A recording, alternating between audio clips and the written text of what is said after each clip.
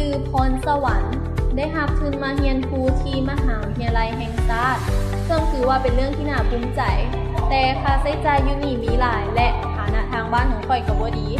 ดังนั้นข่อยจึงตั้งใจเรียนรักษาเกรดดีๆไว้เพื่อบ่ให้ถูกถอนขึ้น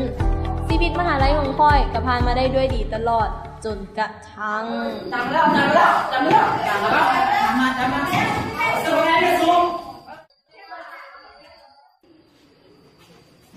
สบา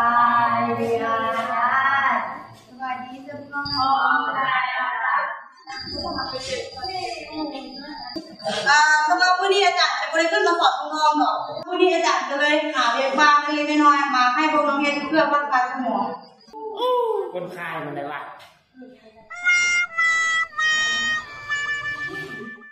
สำหรับใครซึ่งพวกน้องอาจารย์ได้ส่งให้ใครกันนะเข้าเรียบร้อยแล้วแล้วพี่จะได้แต่งมาเลย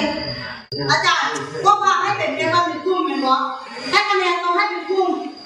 ถ้าพาให้แค่คนเดียวเป็นอาจารย์จะได้ก็อาจารย์ให้เองเป็นคุ้มเลยเข้าใจเนาะโอเคแล้วพี่อาจารย์จะมาที่เรามาจากที่เราแข่งขัน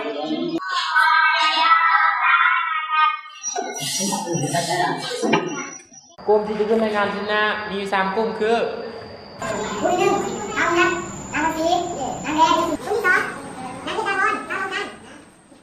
กลุ่มที่3น้ำบอลสวรรค์ข้าวสันติน้ำชมพูข้าวทองดีนี่นะ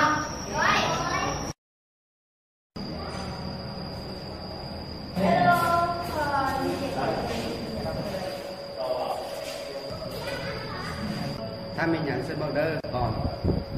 กระสันเขาจะเลือกใครเป็นหัวหน้ากลุ่มเนาะอัน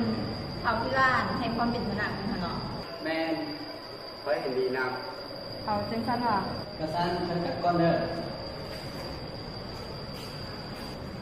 จังแม่นย้ายจะเลยไปแฮงเนาะ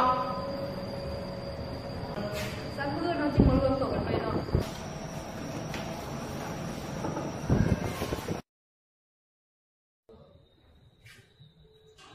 แล้วบอกนะคะ